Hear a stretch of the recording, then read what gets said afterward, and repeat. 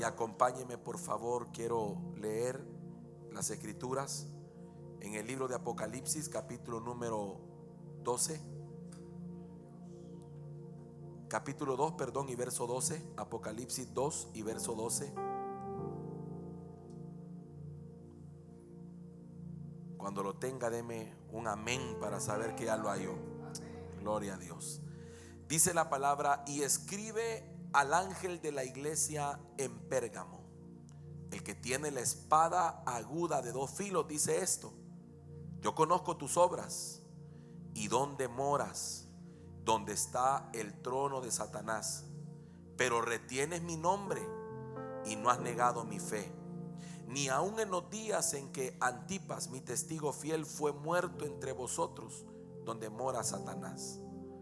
Pero tengo unas pocas cosas contra ti, que tienes ahí a los que retienen la doctrina de Balaam, que enseñaba a Balac a poner tropiezo ante los hijos de Israel, a comer de cosas sacrificadas a los ídolos y a cometer fornicación. Y también tienes a los que retienen la doctrina de los nicolaitas, la que yo aborrezco. Por tanto, arrepiéntete, pues si no, vendré pronto a ti y pelearé contra ellos con la espada de mi boca. El que tiene oído, oiga lo que el Espíritu dice a las iglesias. Al que venciere, daré a comer del maná escondido, y le daré una piedrecita blanca, y en la piedrecita escrito un nombre nuevo, el cual ninguno conoce sino aquel que lo recibe. Amén. Padre, ayúdanos. Suplicamos tu auxilio, Señor, tu ayuda para poder esta noche, Señor, comprender tu palabra. Dame tu gracia, dame el denuedo, dame la revelación y la unción para compartirle a tu pueblo, Señor, a tu amada, esta palabra, Señor. Mi Dios, que nosotros podamos soportarla y que podamos, Señor, atesorarla y ponerla por obra, pues queremos ser hallados fieles delante de ti, Señor. No nos basta ser llamados, tampoco nos basta ser escogidos. Queremos ser encontrados fieles. Gracias, Señor. En tu nombre oramos. Amén y amén. Puede sentarse un segundito. Quiero continuar con la serie de enseñanza que hemos estado llevando. Bendigo la vida del pastor Samuel, que estuvo compartiendo los lunes anteriores en esta misma dirección. Siento que hay mucha riqueza en esta escritura, en el libro de Apocalipsis. Dice la Biblia: bienaventurado el que lee, dice. Y realmente qué bienaventuranza es poder escudriñar este libro llamado Apocalipsis o revelación. Es la revelación de Jesucristo. Imagínense qué tremendo, ¿verdad? Y muchos de los acontecimientos futuros están escritos acá. Muchas de las cosas que la gente quiere saber están escritos ahí. Así que por eso el Señor nos guió, hermano, a poder escudriñar esta escritura. Y hoy, hermano, el Señor nos guió a poder estudiar esta carta que es enviada a la iglesia en Pérgamo. Acuérdense que hay 7 iglesias en Apocalipsis. Esas 7 iglesias representan varias cosas. Representan toda la edad de la iglesia, es decir, representa el todo de la iglesia en cuanto a la era del cristianismo como tal. Representa también épocas de la iglesia, pero también representa áreas de la iglesia que tienen que ser restauradas, y da dirección también a nosotros como iglesia del Señor. Amén.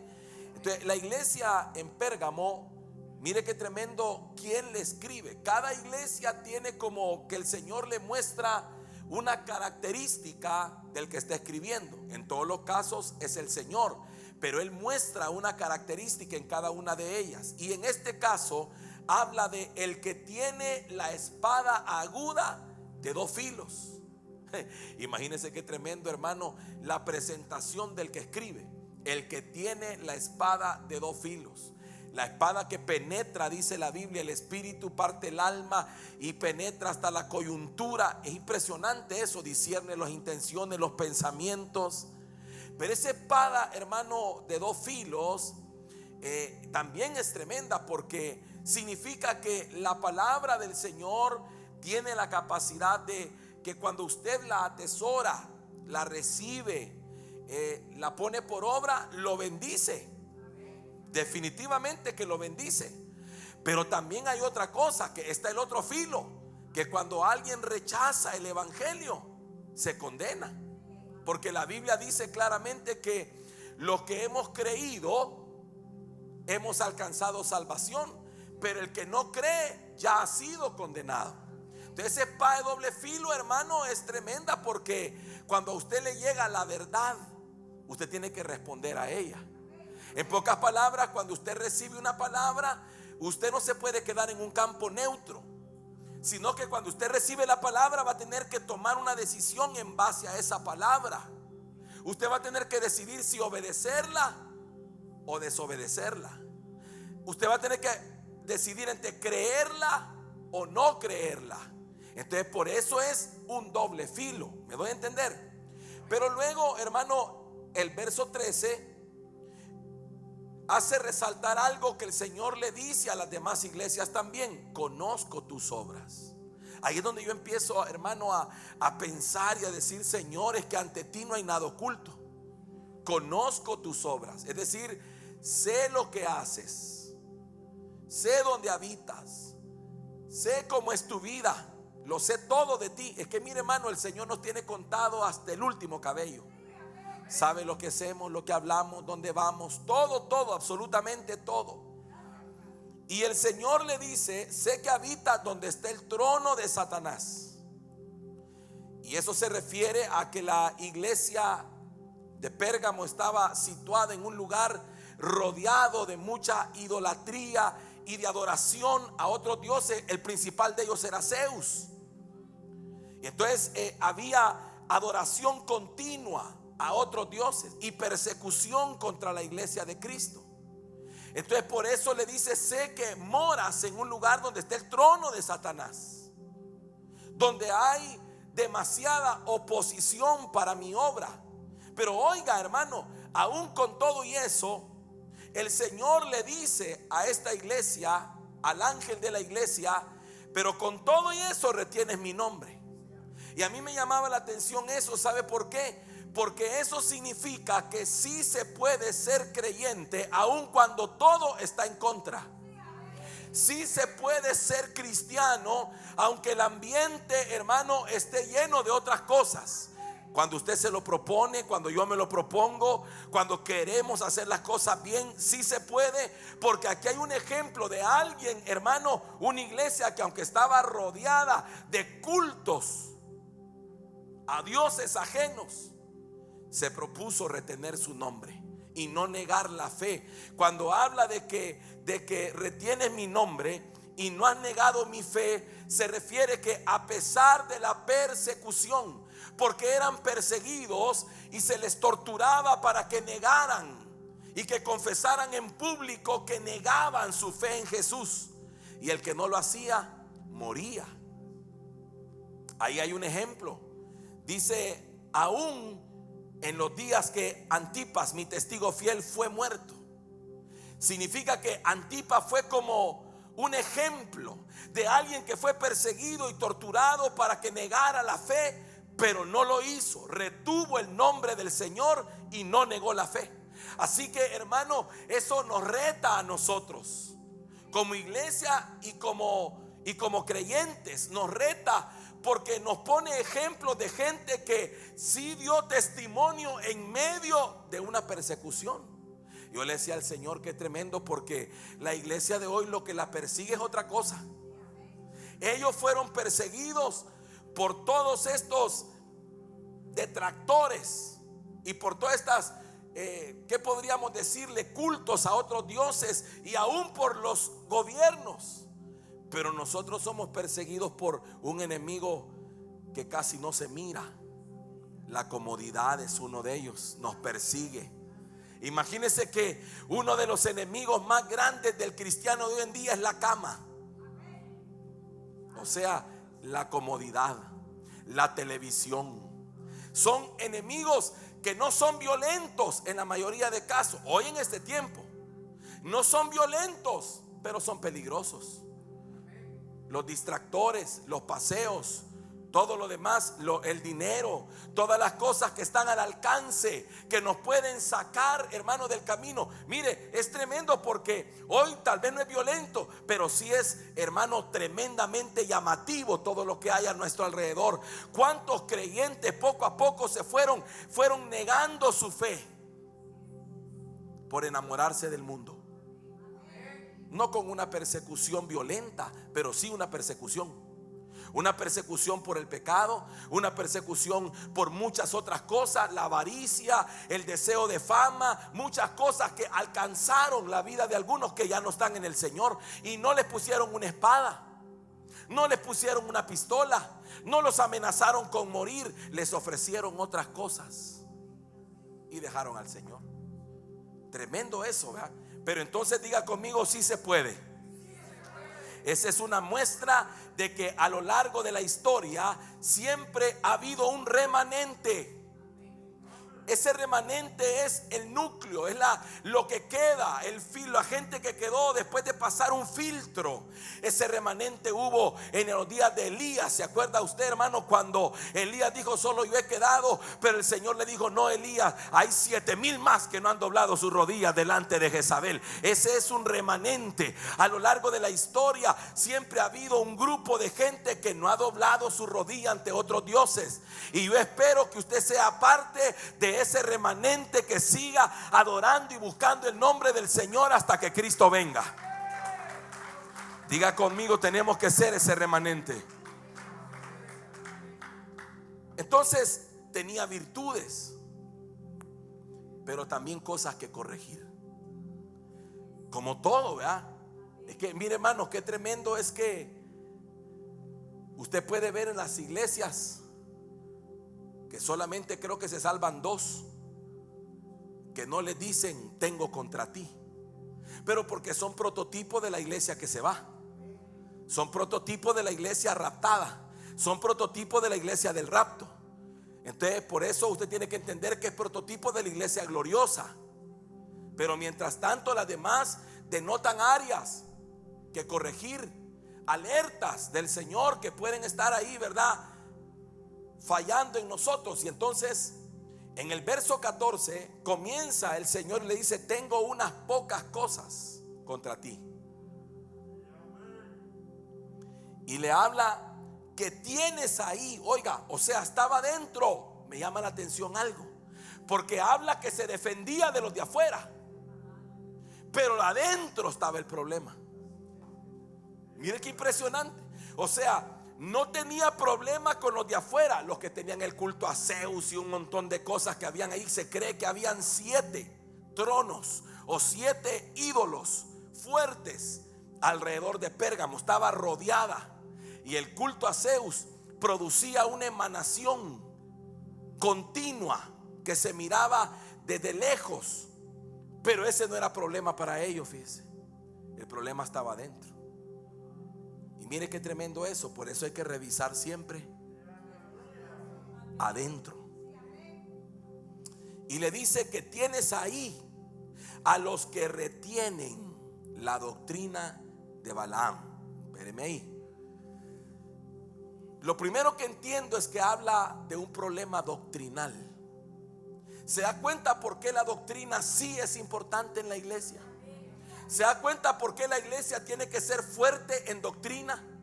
Porque la iglesia que no tiene doctrina se va a perder, porque al final va a terminar haciendo cosas que no sabe si están bien o mal por falta de doctrina. Porque mire, la doctrina no salva, pero una mala doctrina sí me pierde. Entonces, oiga, ese es el problema de la doctrina. Entonces usted y yo necesitamos entender que doctrina significa instrucción, significa enseñanza. Y nosotros tenemos que ser enseñados por la palabra para todas las cosas que hacemos en la vida. Entonces aquí habla de un problema de doctrina. Habían dos problemas doctrinales. Tenían una doctrina, tenían gente que retenía la doctrina de Balaam. Y esta doctrina habla de que enseñaba. Este Balaam fue aquel que le enseñó a Balac, allá en el libro de Números, cuando quiso maldecir al pueblo de Dios, pero no pudo hacerlo porque Dios lo había protegido y había dado orden de bendecirlo y no se podía revocar. Pero entonces, como no pudo maldecirlo, resulta que este Balaam le enseñó a Balac cómo hacer tropezar al pueblo. Y una de las formas que usó fue mandando mujeres para que ellos fornicaran con ellas. Así que aquí habla de algunas cosas. La doctrina de Balaam, que enseñaba a Balac a poner tropiezo ante los hijos de Israel. Oiga lo que enseñaba: a comer de cosas sacrificadas a los ídolos. Mire, eso es complicado, hermano. Cuando hablamos de lo que ahí menciona, que le enseñaba al pueblo a comer cosas sacrificadas a los ídolos. Porque hoy en día a la iglesia del Señor le está costando mucho señalar las cosas tal como son. Por el temor de no retener a la gente, por el temor de ser incómodo para la gente, no le queremos decir la verdad de las cosas que se mueven. Pero yo creo que necesitamos entender que si nosotros no le enseñamos a la gente que la comida sacrificada a los ídolos no se debe tocar, el pueblo va a caer en ese error. Y por eso es que el pueblo, perdóneme hermano, por eso es que el pueblo no tiene esa capacidad de poder discernir. Y el pueblo, hermano, se traga todo. Mire, le voy a poner un ejemplo. ¿Cuánta gente que ha sido enseñada en esta temporada a no celebrar Navidad? Le costó aprender eso. Pero aparte que le costó aprender, ya está aprendiendo. Pero de repente aparece allá en El Salvador del mundo, donde está el gran arbolito ese. No, pastor, es que yo no fui por el arbolito, yo fui a comer ahí.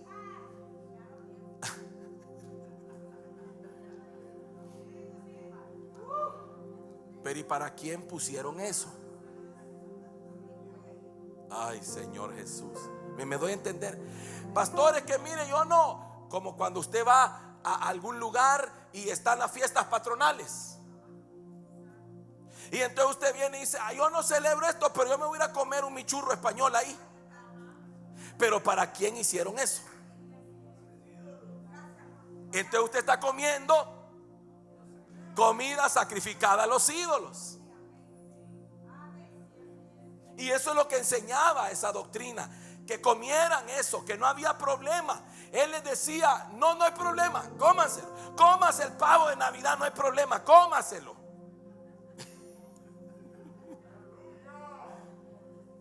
Mire qué tremendo. Pero pero ese es un error señalado por el Señor. ¿Y por qué? Porque lo que la Biblia me enseña, que detrás de todo ídolo hay un demonio.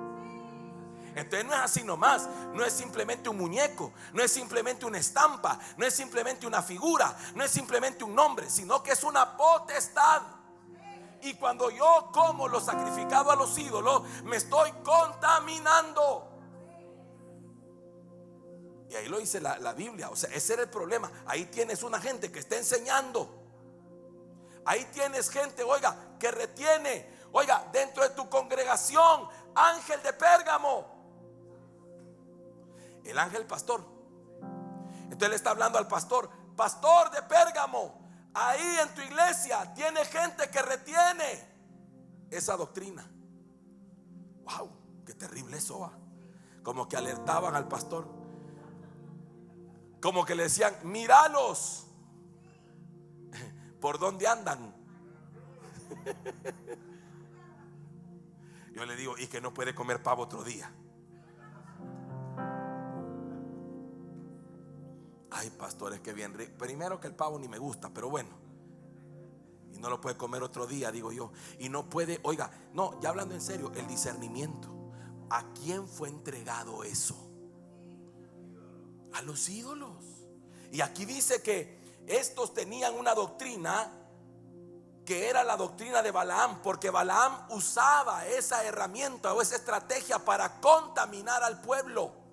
Y que una vez el pueblo estuviera contaminado, entonces pudieran vencerlos, porque la contaminación lo que hacía era abrir puertas para que el pueblo fuera vencido. Imagínense qué tremendo eso, porque no pudieron vencerlo cuando lo iban a maldecir, porque Balaam dijo: es que Jehová no ha encontrado en ellos iniquidad, no tienen puerta abierta, no los puedo maldecir. Entonces le digo: pero yo tengo una clave: que se contaminen, para que una vez contaminados puedan ser vencidos.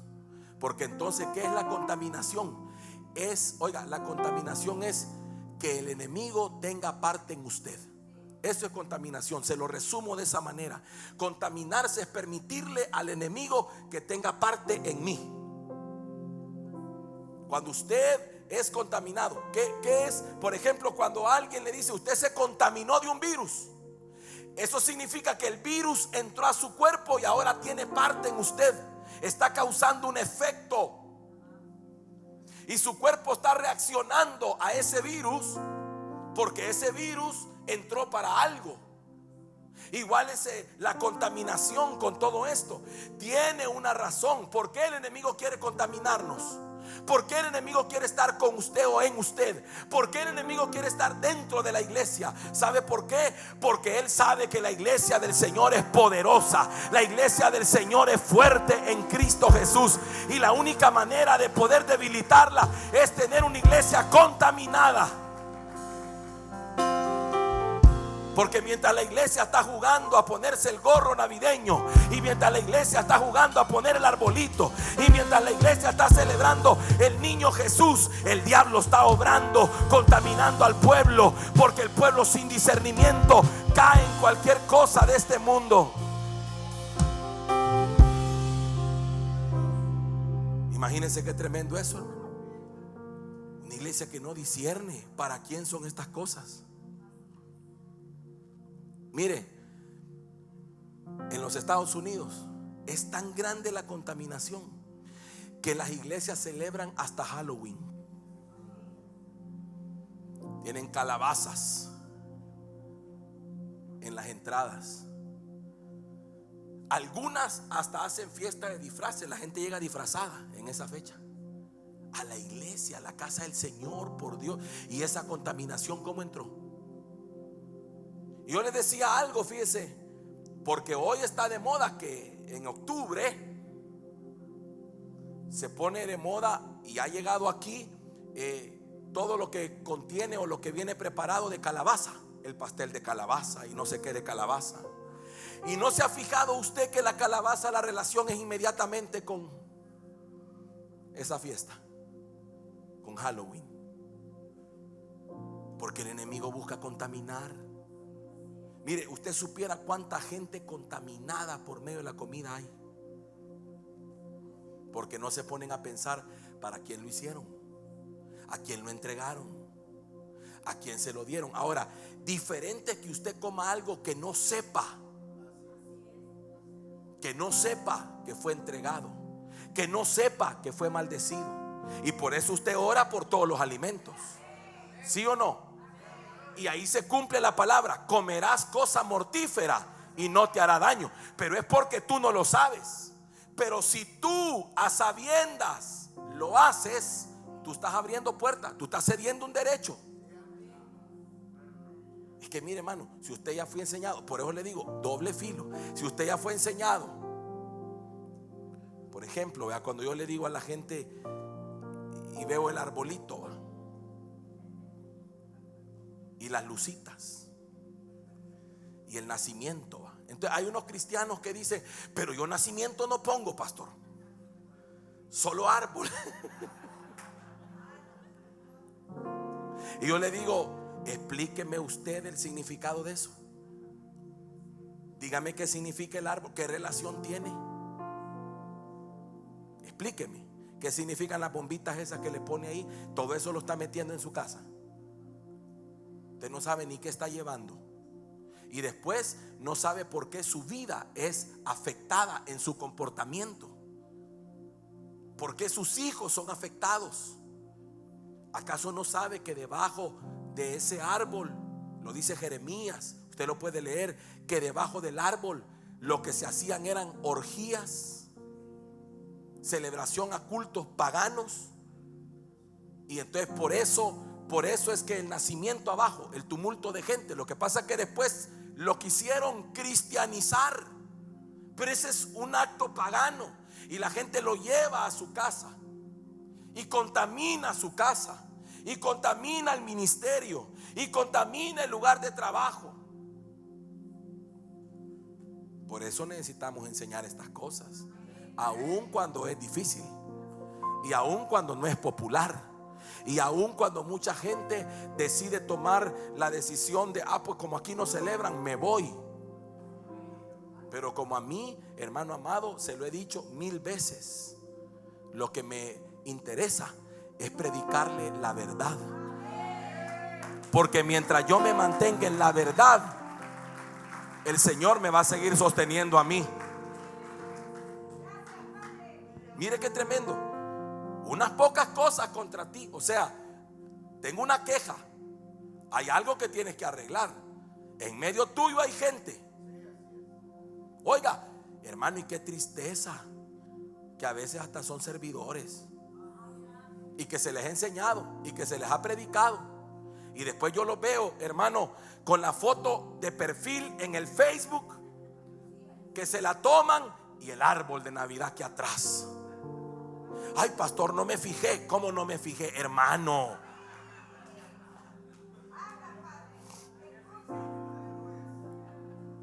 Qué tremendo, ¿va? Es que, hermano, ya eso a mí me habla mucho. Usted está reteniendo una doctrina, no la quiere soltar. No quiere soltar una doctrina que consiste en comer cosas sacrificadas a los ídolos. Porque definitivamente, perdóneme hermano, pero usted no me puede decir bajo ningún punto de vista que en esta fecha se celebre el nacimiento de Cristo. No hay evidencia bíblica. No existe una evidencia bíblica. La única razón por la que se celebra, oiga, la única razón por la que se celebra en esta fecha el disque nacimiento de Jesús es porque un papa se le ocurrió y dijo, bueno, vamos a celebrarlo tal fecha. Nada más. No hay evidencia. La Biblia no lo dice. La Biblia no enseña. Los apóstoles jamás celebraron. En la Biblia no hay ninguna referencia a eso. Es más, la Biblia dice, haced memoria de mí. Pero dice que lo hagamos con la cena del Señor. Por eso nosotros todos los meses hacemos memoria de Cristo, celebrando la cena del Señor.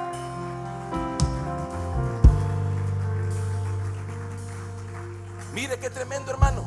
Yo no sé por qué le estoy hablando de esto, pero le tocó a usted, ¿verdad? No, pero es que ¿sabe por qué? Porque a usted le van a preguntar sus familiares, sus amigos, otros cristianos le van a preguntar por qué usted no celebra. Y usted va a tener argumento, usted va a tener base bíblica, usted va a tener cómo rebatir todo eso y poderle decir, bueno, no celebro porque no es bíblico. Mire, ¿no le parece raro a usted que esa misma fecha establecida por el Papa, búsquelo, origen de la Navidad, ponga usted ahí en el que lo sabe todo, Google, le doy permiso, agarre su teléfono ahorita y ponga origen de la Navidad y lea lo que le dice. Dice que la Navidad nunca fue celebrada por los cristianos de la iglesia primitiva.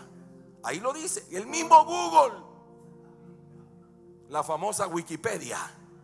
La Navidad nunca fue celebrada por los cristianos de la iglesia primitiva. Fue establecida hasta el Papa, no me acuerdo qué, en el año 300 por ahí establecieron la fecha. Y esa misma fecha se celebra a Krishna.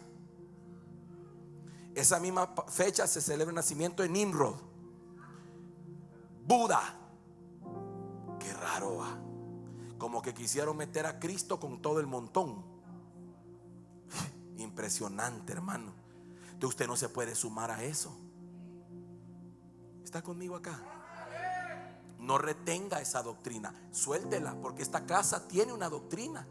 Y si usted ha decidido cubrirse bajo esta sombra, entonces no retenga su doctrina, retenga la doctrina que se le está impartiendo. Yo hablaba con un pastor ayer y me decía él: mire, pastor, y todos los pastores bajo cobertura entienden este tema en la Navidad. No, no todos, le dije yo. No todos. Hay algunos que todavía no lo tienen claro, porque ellos miran como referencia a otros que sí celebran. Y yo me pregunto, ¿bajo qué cobertura están? ¿Usted bajo qué cobertura está? Aló. ¿Usted bajo qué cobertura está? Es que mire, pastor, fíjese que yo vi que allá en una iglesia bien grande en Estados Unidos la celebra, y usted se congrega allá. ¿Bajo qué cobertura está? ¿Quién ora por usted? ¿Dónde sirve usted? ¿Dónde come usted? ¿Dónde ofrenda usted? ¿Dónde diezma usted? Entonces, ¿qué doctrina usted debe retener? ¿Usted cree que si esto, hermano, usted cree que a mí me trae rédito predicarle esto? No, hermano, a mí no me trae ningún rédito. Al contrario, aquí me toca tipo Jeremías, va, cuando dijo: predicar tu palabra me es oprobio. Porque usted no sabe, hasta Grinch me han dicho a mí que soy el que ataca la Navidad, que no sé qué, que no sé cuánto, que soy religioso, me han dicho.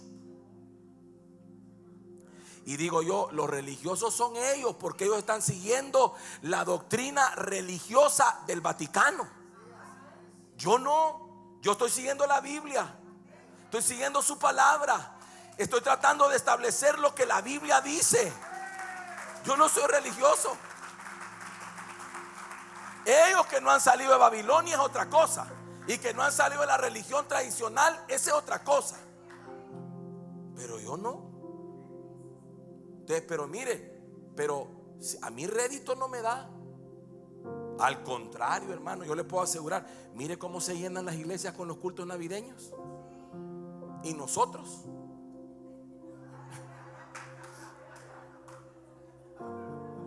pelones, ¿verdad? No me importa. ¿Sabe por qué no me importa? Porque mientras Él esté aquí, para mí es suficiente.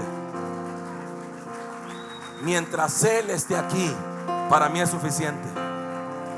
Y yo sé que el Señor va a honrar la verdad que se predica. Y yo sé que Dios va a respaldar la vida de aquellos que digan: sí, Señor, yo estoy agarrando esa verdad. Yo sé que Dios lo va a bendecir a usted por querer hacer lo que la palabra dice, porque eso tiene un precio. Claro que tiene un precio. Lo segundo,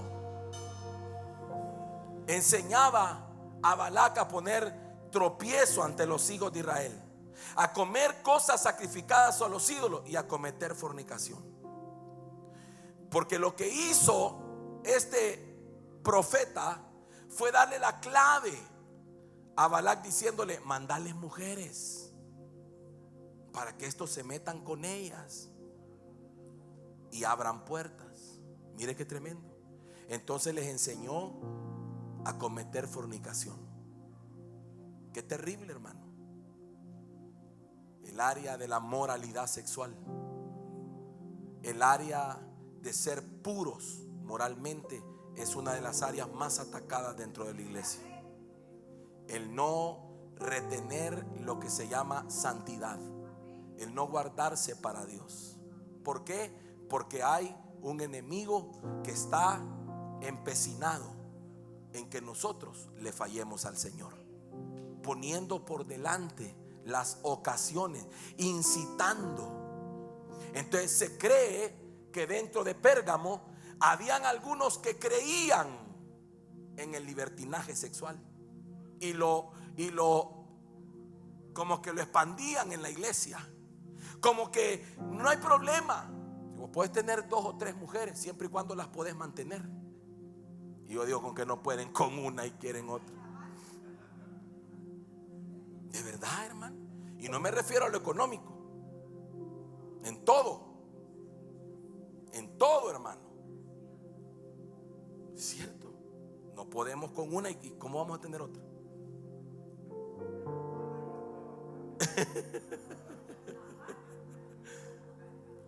Otra cosa que se cree es que habían algunos que todavía conservaban el pensamiento de que se podían hacer cultos a través de relaciones sexuales, porque era la temática que había en los alrededores. Los cultos paganos estaban llenos. Sabe que habían mujeres que se prestaban a eso, que eran conocidas como rameras, pero eran de un tipo religioso. Llegaban y se prestaban para hacer cultos. Entonces eso lo quisieron meter a la iglesia. Y por eso usted mira, aún en los altares, hermano, gente que promueve eso. Y que en los altares, gente que no entiende lo que es el compromiso con Dios en el área de la moralidad, que no entiende lo que es la bendición de tener una sola mujer, que no entiende lo que la Biblia dice es necesario.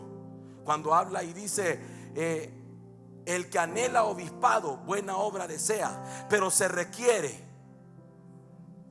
Y empieza a dar una lista de requisitos, y dentro de ellos que dice marido de una sola mujer.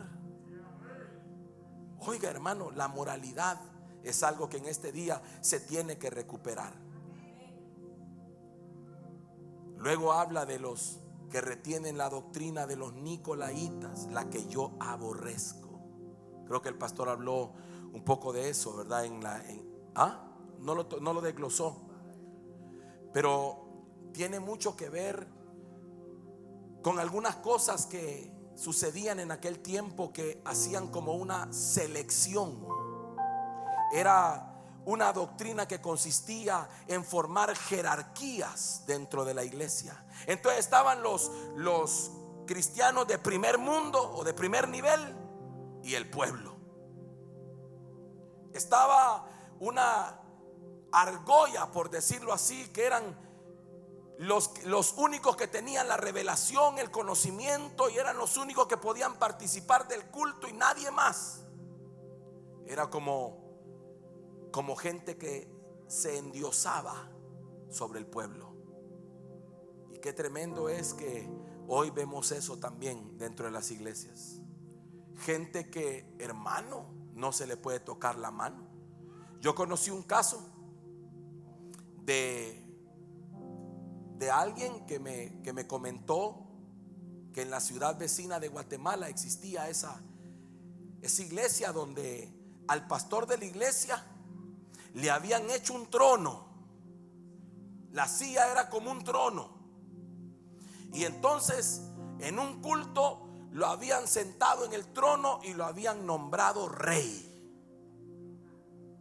Y hermano, nos contaba este conocido nuestro, que cuando venía el fulano y entraba el carro, el que lo recibía tenía que ir con guantes, porque no lo podía tocar con las manos. Y la iglesia llenísima, hermano. Tremendo. O sea, a saber que se creía el individuo. Se le olvida lo que la Biblia dice, que nosotros somos siervos de Dios, y la palabra siervo es criado. Simplemente un criado, porque el único que merece gloria, alabanza y renombre se llama Jesucristo. Por eso es que el Señor aborrece, oiga, la cual yo aborrezco. Y hay muchas cosas más acerca de esa doctrina de los nicolaitas. Eran jerarcas dentro del pueblo. Tremendo eso. Solo ellos tenían la palabra, nadie más. Era como que si tenían la exclusividad de Dios, cosa que quedó clara cuando el Señor dijo: en los posteros días derramaré de mi espíritu sobre toda carne, sin hacer, hermano, exclusión de persona, sino que el Señor pudo derramar sobre todo, no sobre una clase predilecta, sino sobre toda la iglesia, su Espíritu Santo. Los dones los tienen todos, no solo unos cuantos. Por eso el verso 16 dice: por tanto, arrepiéntete. Mire, oiga esto. La palabra arrepentimiento tiene que ver con cambio en la manera de pensar. Hay cambios que tenemos que hacer. Estas son áreas que la iglesia necesita cambiar. Arrepiéntete, cambia en tu pensamiento, pues si no, vendré pronto a ti y pelearé contra ellos. Oiga, aquí hay algo tremendo. Si no los corriges tú, los voy a corregir yo. Eso es lo que le está diciendo el Señor al ángel de la iglesia. Si tú no haces nada, voy a tener que venir yo, pero yo voy a venir y pelearé con ellos con la espada de mi boca. Hermano, es que yo le voy a decir una cosa. Yo he visto algo. Es que cuando Dios delega autoridad sobre alguien, Él espera que la autoridad actúe. Si la autoridad no actúa, ¿para qué sirve? ¿Me doy a entender? Usted le dice: arrepiéntete, cambia en tu manera de pensar, da un giro,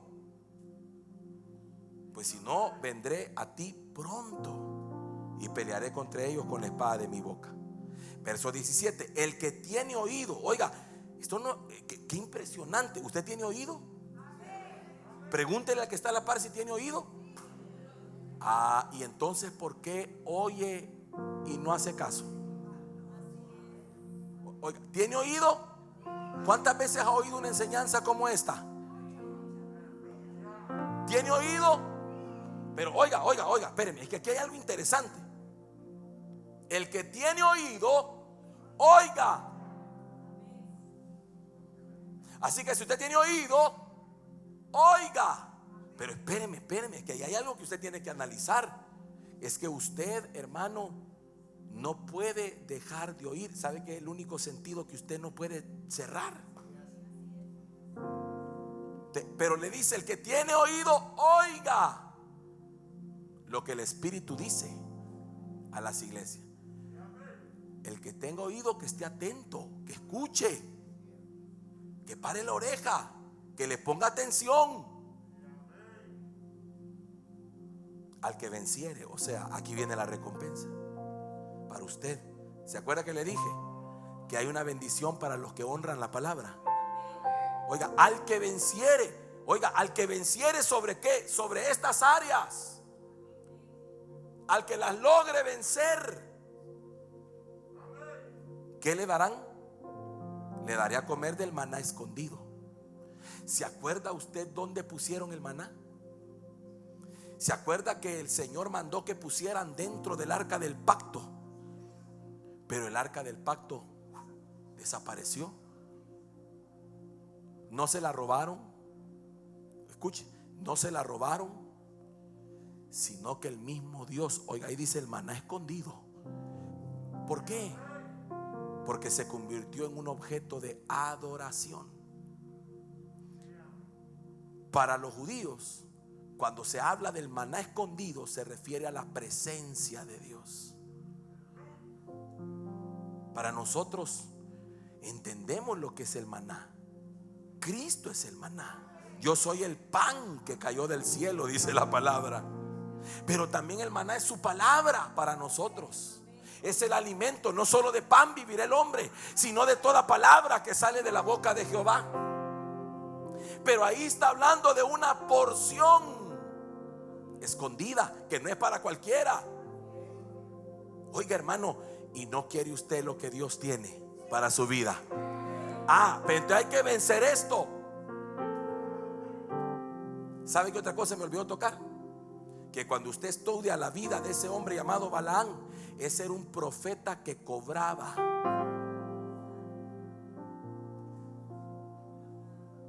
Y la iglesia tiene que salir de eso.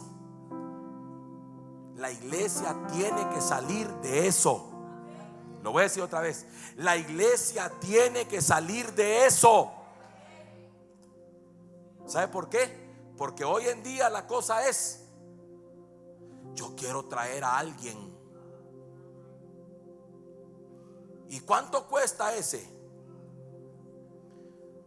Son 2,000 de ofrenda, más el hotel, más el vuelo, más la comida.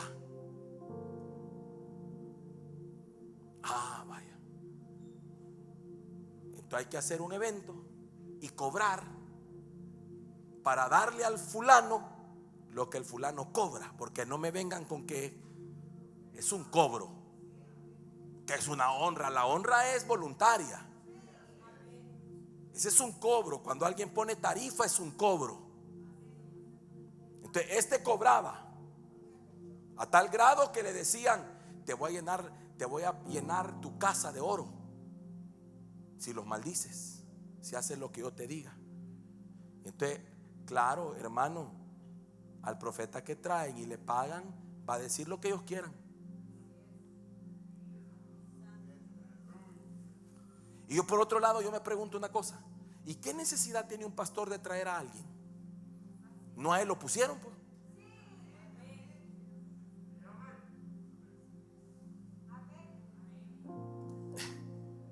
Es que mire, eso es como que a usted lo contraten, hermano Julio. En un trabajo lo contratan a usted, y usted venga y le diga a su jefe: mire, que yo no puedo hacer este trabajo, ¿puedo traer a otro? Es que al que pusieron al frente es el responsable.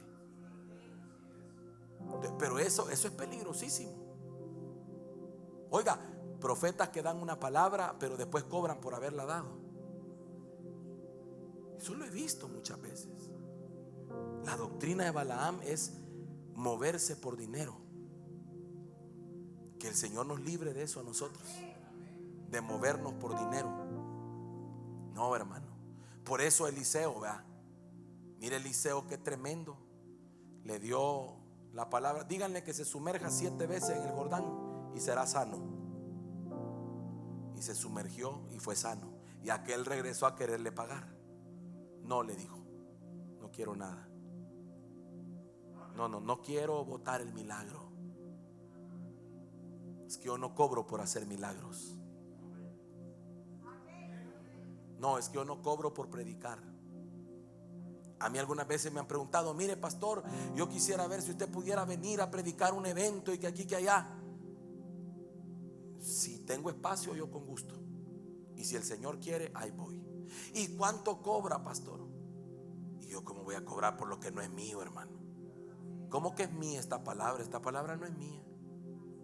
Yo no puedo cobrar por lo que me dieron de gracia. De gracia recibí, de gracia lo doy. Y le quiero decir una cosa: me ha ido bien. Me ha ido bien. ¿Sabe por qué? Porque mi recompensa viene del Señor. Entonces, oiga, te daré, si vencieres, sobre todo eso, a la iglesia que venza,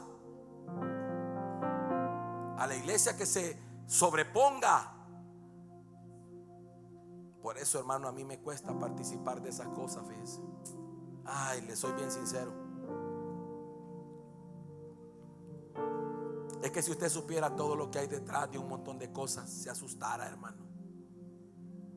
Y mi deber es decírselo y alertarlo, para que usted tampoco participe de todo eso.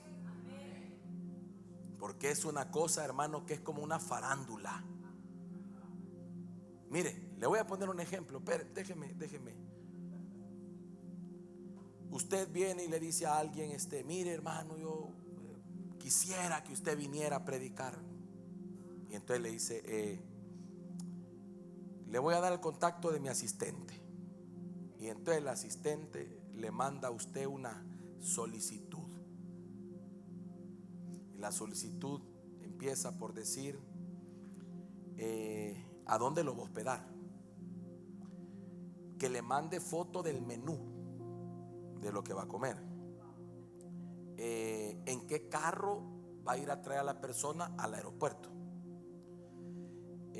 Y un montón de cosas, hermano, que yo digo, ¿y si fuera Jesús, hermano?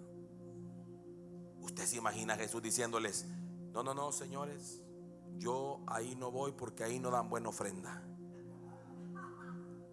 No, yo ahí no voy porque la comida no es muy buena ahí. No, hermano, nos hemos llenado de ínfulas. Nos hemos llenado de un montón de cosas que no provienen del Señor. Tenemos que salir de todo eso. La iglesia tiene que salir de todo eso.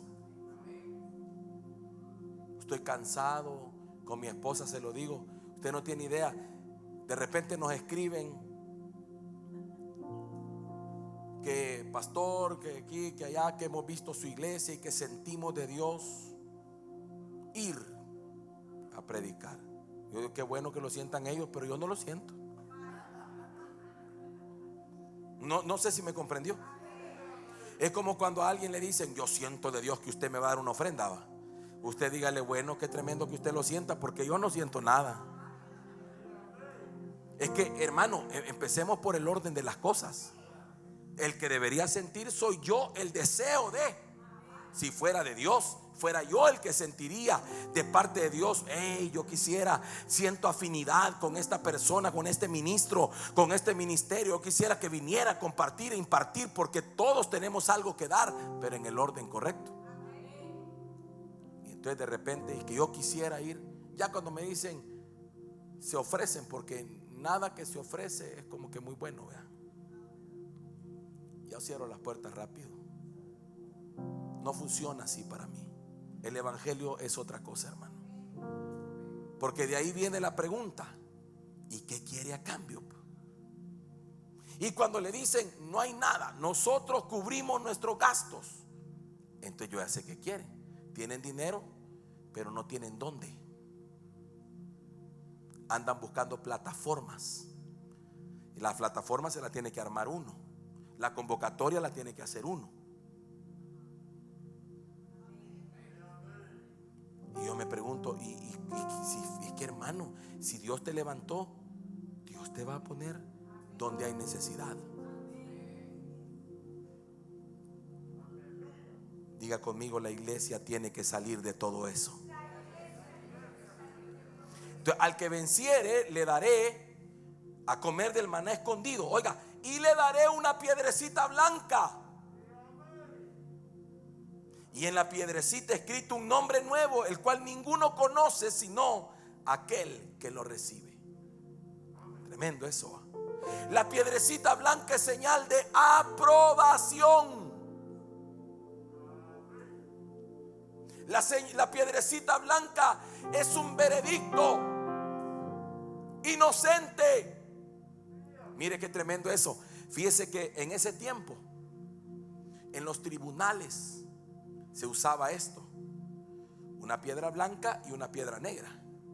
Entonces, cuando alguien iba al tribunal, si era condenado, le daban una piedra negra donde llevaba su nombre.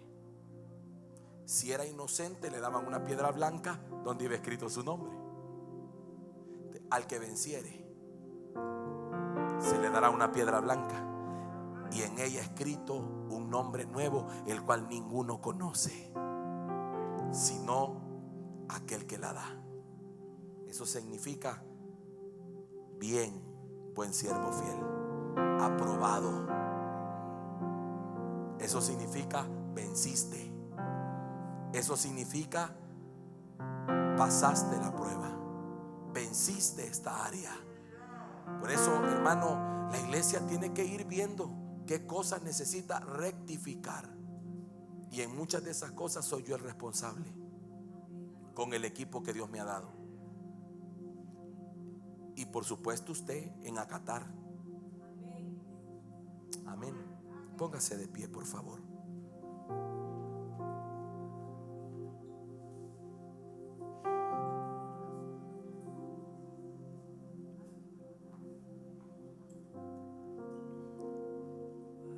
Aleluya. Dígale: gracias, Señor, por tener cuidado de nosotros. Padre, en el nombre de Jesús, yo levanto un clamor por esta casa ministerial y por todas las iglesias que cubrimos, Señor, para que esta palabra haga efecto en ellos, Señor, tanto como en nosotros.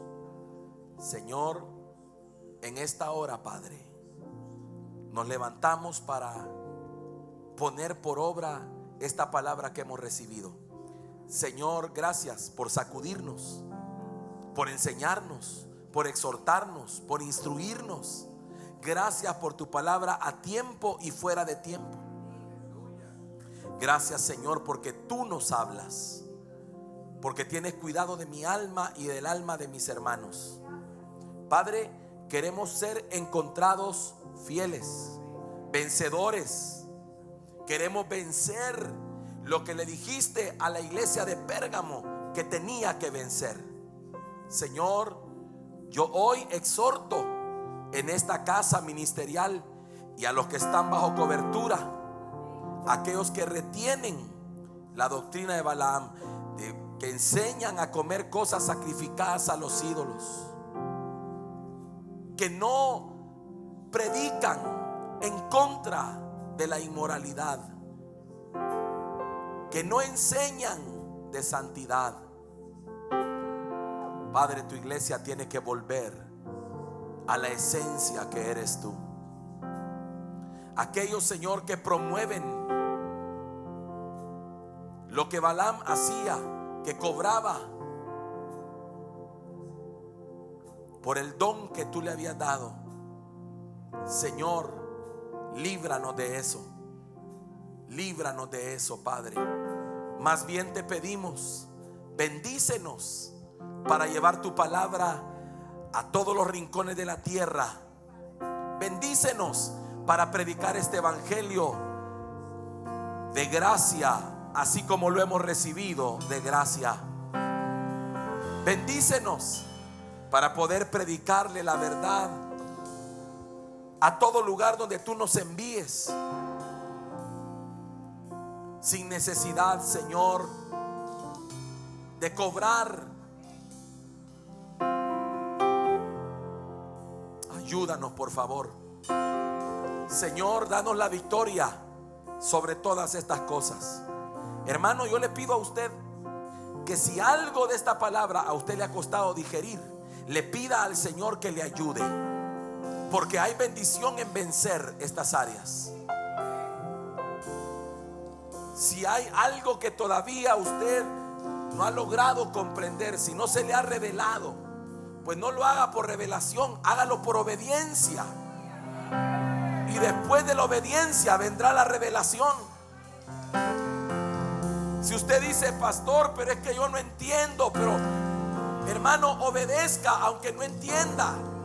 Lo va a entender después y va a ver la gloria del Padre, y va a ver cómo Dios lo bendice, y va a ver cómo Dios honra su casa, y cómo el Padre le da victoria y le dice: al que venciere, le daré a comer del maná escondido. Hay un pan privilegiado, hay un pan, hermano, que no es para todos, sino para el que venciere. Oh Señor, ayúdanos. Lo que nosotros queremos es serte fieles, papá. Honrar tu nombre, agradarte a ti por sobre todas las cosas, predicar tu palabra, Señor. No nos interesa congraciarnos con los hombres, pues nunca quedaríamos bien con todos. Quiero ser un mensajero únicamente, un cartero, Padre.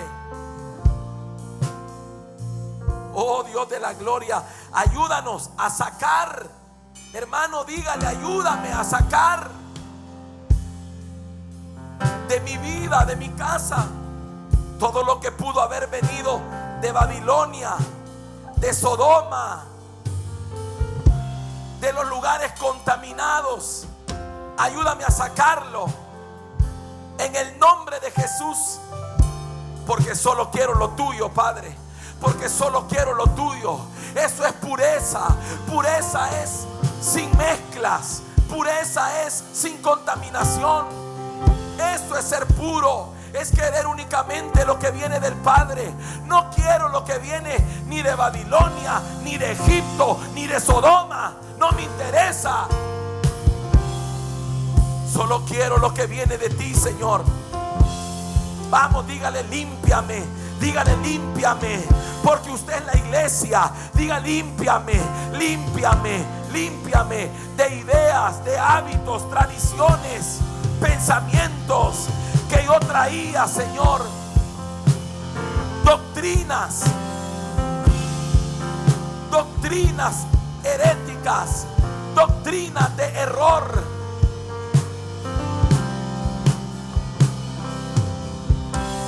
Límpiame, Señor, me arrepiento. Dígale, si usted, hermano, ha caído en eso, dígale: me arrepiento. Yo no lo había visto así, Señor. Yo lo veía liviano eso. Yo pensé que no tenía nada de malo hacer el pavo el 24 y comérmelo.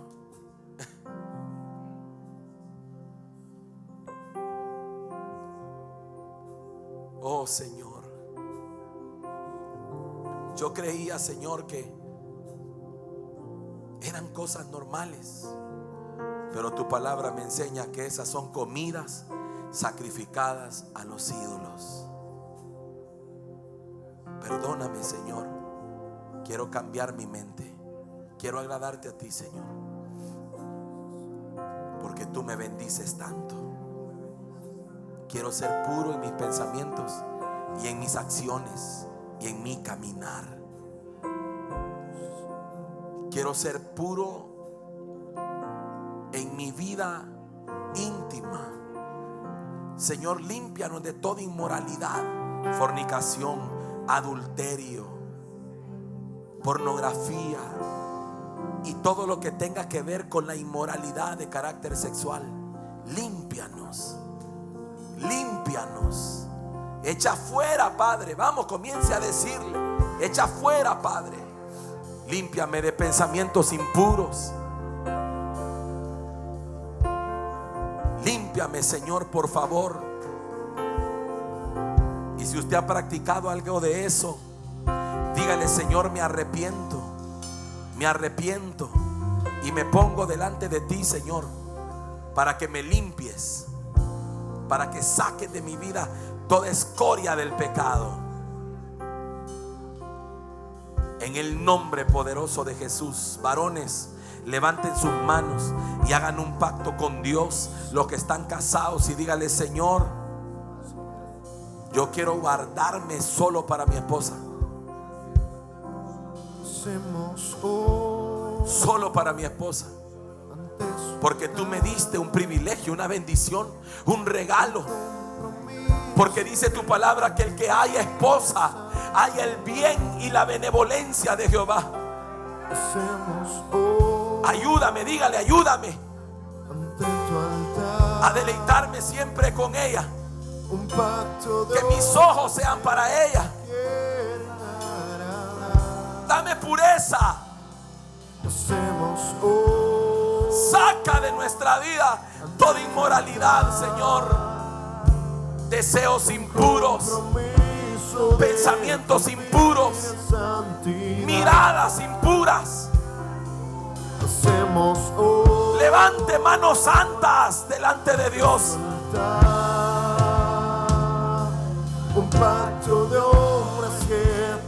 Espíritu Santo, limpia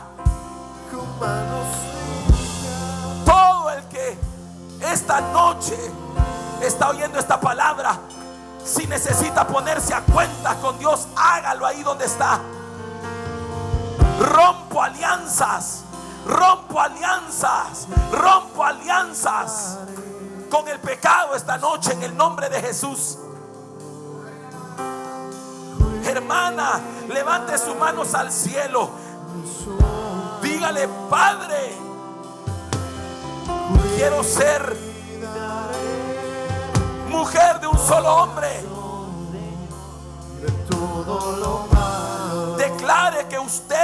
de su esposo.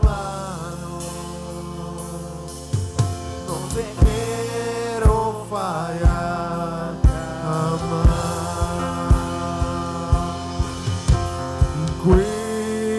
Cuidaré mis ojos. Por ahí entra todo, hermano, por los ojos. No mire lo que no es suyo. No mire lo que no es suyo. Cuidaré mi corazón de todo lo malo, de todo lo malo. Padre, trae un verdadero avivamiento a tu casa.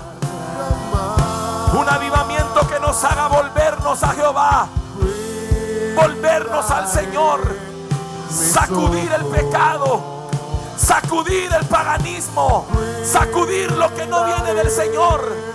Mis manos,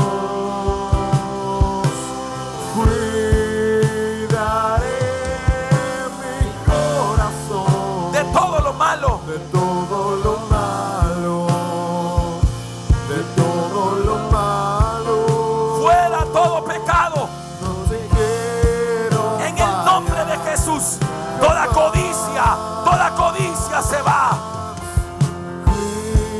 Cuidaré mis ojos. Oh Señor, oh Señor, oh mi Dios. Mis manos. Hoy levanto manos. Vamos, diga, levanto manos santas. Mi corazón de todo lo malo. Jóvenes, los que no están casados, cuidado con la fornicación, cuidado con las tentaciones sexuales, cuidado con lo cibernético, cuidado con la pornografía, cuidado con esos noviazgos que se pasan de la raya. Cuidado con todo eso, porque a Dios no le agrada. Ante tu altar. Guarde su corazón, ya vendrá su tiempo de entrar y hacer las cosas bien, de entrar en matrimonio. Dios le dará el esposo, Dios le dará la esposa. Hacemos hoy ante tu altar. Yo vengo en el nombre de Jesús, con la autoridad que Dios me ha dado en esta casa. Esta casa tiene autoridad. Y yo vengo con la autoridad que el Padre me ha dado, cortando de cabeza todo lo que el diablo ha querido levantar. Espíritu de Jezabel, en esta hora, en el nombre de Jesús, te echo fuera de este lugar. Corto la doctrina de Balaán, la doctrina de los nicolaitas, la cual mi Dios aborrece, porque el único digno de gloria y honra se llama Jesucristo. Si hay un nombre en esta casa que tiene que ser exaltado, es el nombre de Jesús de Nazaret.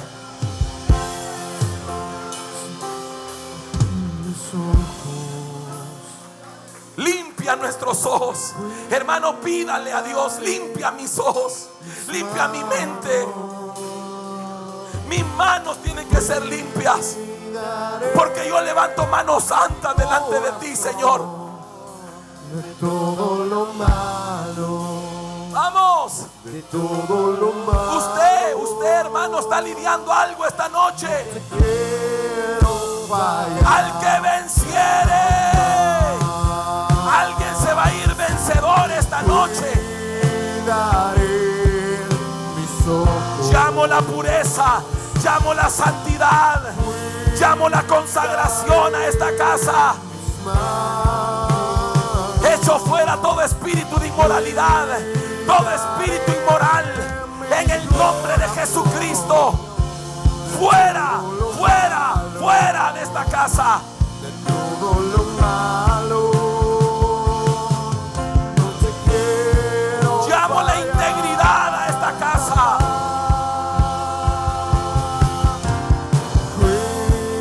Cuidaré mis ojos. Somos una casa que quiere adorarte, honrarte, Señor. Mis mano. Corte, corte, hermano, corte toda alianza con pecado. Todo lo que ha contemplado esta noche, córtelo. No contemple el pecado. No contemple. El pecado mata. El pecado destruye. El pecado arruina vidas, arruina familias, arruina ministerios. Cuidaré mis ojos. Fuera. No sea suave con el pecado. Corte toda amistad que iba por mal camino. Corte toda relación que iba por mal camino. De todo lo malo, de todo lo malo, no te quiero fallar jamás. No contemple esas conversaciones en las redes sociales que van con tono elevado y que tocan y mencionan cosas que no son correctas. Corte todo eso. Y si no puede manejarlo, cierre esas redes sociales, pero no le dé cabida al pecado.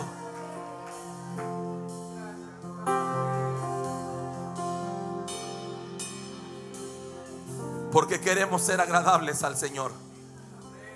Al que venciere, le daré del maná escondido. Le daré una piedrecita blanca con un nombre escrito en ella. Hermano, yo le aseguro que guardarse para Dios vale la pena, porque es más lo que Él tiene para usted que lo que el diablo le ofrece. El diablo le ofrece cosas que solo van a traerle problemas, pero lo que Dios le ofrece es eterno, es valioso, lo va a llenar de verdad. Vamos, levante sus manos y dígale esto: cuidaré. Cuidaré mis ojos. Sí, Señor, perdónanos. Cuidaré mis manos. No tocar lo que no es tuyo, mi hermano. Cuidaré mi corazón de todo lo malo, de todo lo malo. Esto fuerte. Quiero fallar jamás. Y cuidaré mis ojos. Y cuidaré mis manos. Cuidaré mi corazón, Señor. Cuidaré mi corazón de todo lo malo, de todo lo malo. No te quiero fallar jamás. Mientras callé, dice la Biblia, se entumecieron mis huesos. Hable con Dios ahí donde está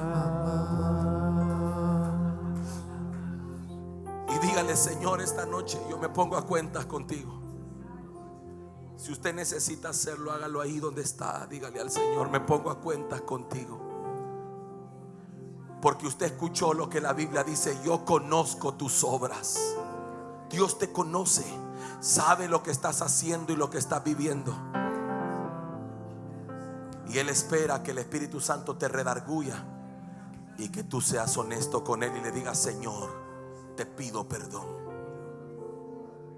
Porque el pecado no confesado es como un veneno que consume, que carcome, que enferma, que debilita, que mata. Pero usted tiene la oportunidad de decirle: Señor, aquí estoy. Gracias por esta oportunidad gloriosa. Me pongo a cuentas contigo. El Espíritu Santo viene como una espada de doble filo hoy, cortando.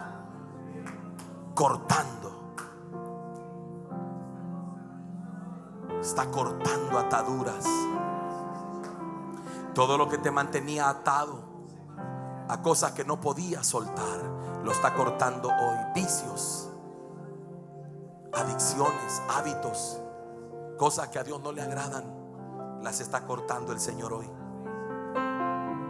Porque Él quiere una iglesia gloriosa, sin mancha y sin arruga.